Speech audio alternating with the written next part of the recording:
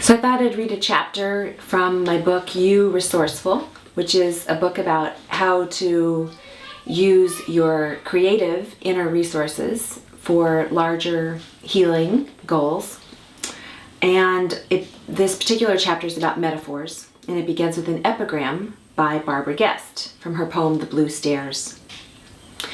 And having reached the summit, would like to stay there, even if the stairs are withdrawn.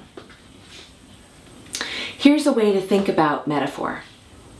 We talk about breaking habits and say that for most people it takes 90 days for you to be convinced that a habit is gone for good.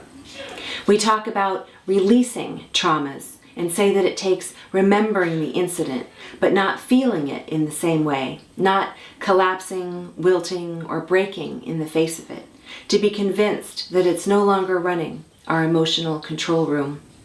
We talk about getting over a person or event in our lives and know we are successful when we think about that situation or person and no longer feel the pains of longing or belonging or regret.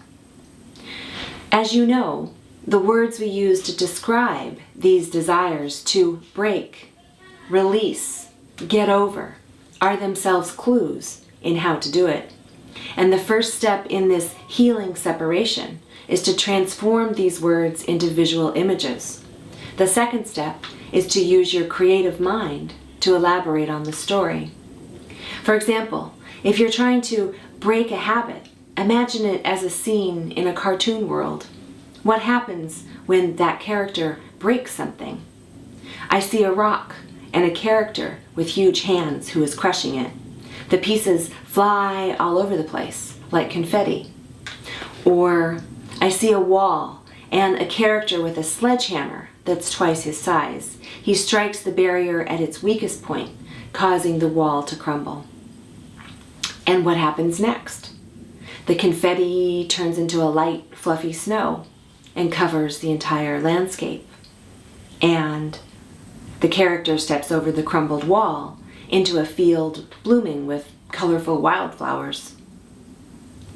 And when the character is in the field with the flowers or in the landscape, what happens to the rock that was crushed, the wall that was smashed?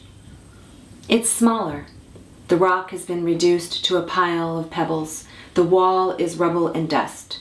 They're fragments in a much bigger and more interesting field.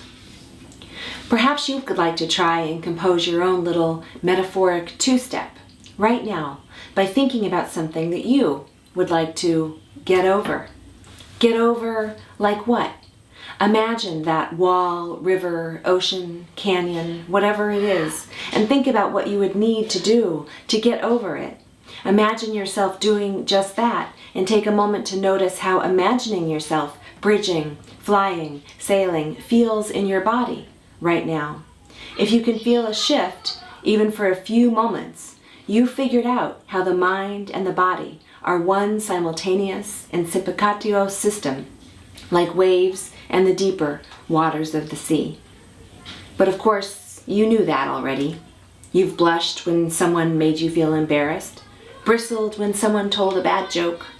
You felt your heart pounding when you saw someone bleeding and felt aroused at the sight of certain body parts. You know that thinking can produce a feeling, and that feeling, if you really think about it, exists somewhere in your body, probably in the volatile area between your stomach and your throat, lingering, hovering, churning, ringing, causing you to feel a certain way and quite possibly causing you to react in response to how you're feeling. So, what's happening in your body right now?